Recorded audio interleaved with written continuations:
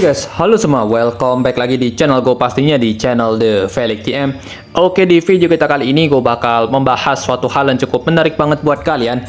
Jadi kita bakal langsung saja, tapi sebelum itu jangan lupa tekan tombol like dan subscribe-nya biar gue sering-sering upload dan hati gue pastinya semakin tenang guys ya. Nah, oke, kali ini kita bakal kembali untuk membahas game Rise of Eros lagi. Dan hari ini gue bakal review dan juga kasih kalian tips build untuk karakter kita yang terbaru pastinya. Nah, jadi kita bakal langsung saja bahas untuk persona yang nomor 2, yaitu Throne Scientist Serah coy. Nah, jadi ya untuk persona ini bertipe tank ya, dengan kemampuan yang bisa gue bilang sih lagi dicari-cari sih untuk sekarang ya di meta-meta kali ini. Nah, jadi ya langsung saja kita bakal bahas dulu untuk skill-skillnya terlebih dahulu, baru kita bahas untuk build-nya nanti ya. Nah, langsung saja. Untuk yang pertama di sini dia akan berikan damage bertipe single target sebesar 300 plus 27% berdasarkan max HP dari beliau. Nah,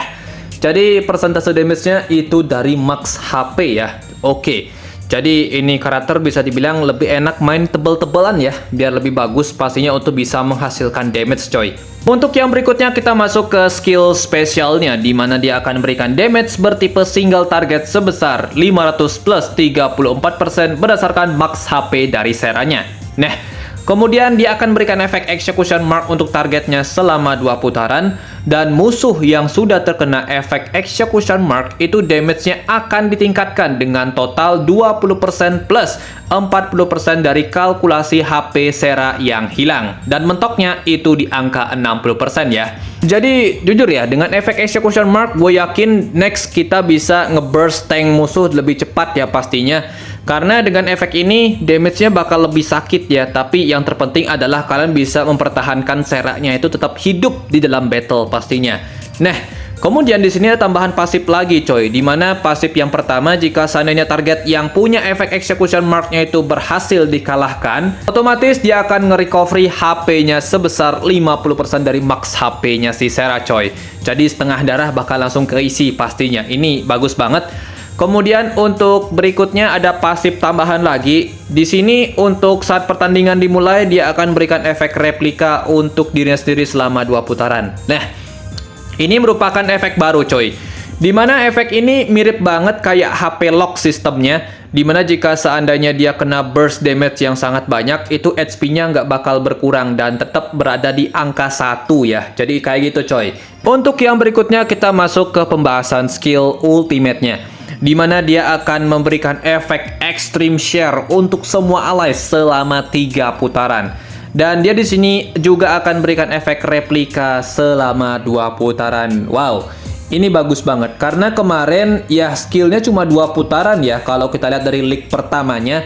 Tapi di sini karena dia sudah di-upgrade dan dapat efek tambahan dari peningkatan bintangnya, nah otomatis efeknya meningkat jadi 3 putaran. Ini bagus banget ya pastinya, karena efek ini bisa bertahan lama dan pastinya lebih enak untuk kita di gameplay arena pastinya. Nah, kemudian di sini dia juga punya pasif tambahan, di mana dia akan meningkatkan damage reduction kita sebesar 10% untuk allies yang punya extreme share. Wow. Ini tim kita bakal tebal banget, dan pastinya jika seandainya memang kalian bikin tim bertipe tank, ini memang direkomendasikan banget sih untuk diambil ya. Karena kemampuannya memang sangat bagus, dan ya walaupun riskan dipakai ya. Karena ini persona jika seandainya HP udah 1 ya, itu kalian harus bener-bener banget coy. Karena ya jika seandainya dia mati itu efeknya bakal hilang semua guys. Jadi kalian itu gameplaynya harus benar-benar mempertahankan si Serah ini dalam battle coy. Jadi untuk bisa bertahan lama di dalam battle, kalian perlu dia tetap survive ya. Jadi ini persona sih lebih enaknya itu kalian combo dengan Ingol Rofi atau enggak Miriam yang versi anniversary yang kemarin ya. Itu bagus banget coy di kombonya.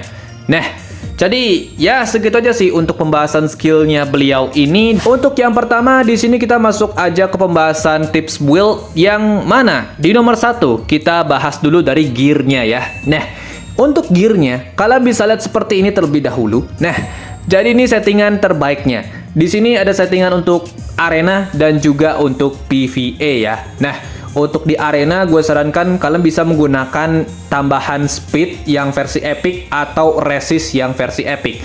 Tapi kalau gue saran ya, lebih bagus kita pakai yang resist versi epicnya kalau dipakai di arena.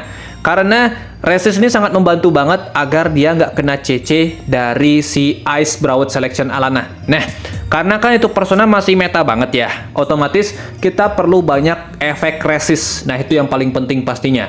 Itulah kenapa ini build bagus banget untuk dia. Dan untuk tambahannya, itu adalah build untuk di PvE. Kalian bisa pakai itu jika seandainya kalian menggunakan dia di boss battle atau segala macam. Intinya di luar dari Colosseum Arena pastinya. Karena di sana gue bikin dia jadi lebih tebal pastinya. Karena ya dia itu kan menyerap damage yang sangat banyak pastinya.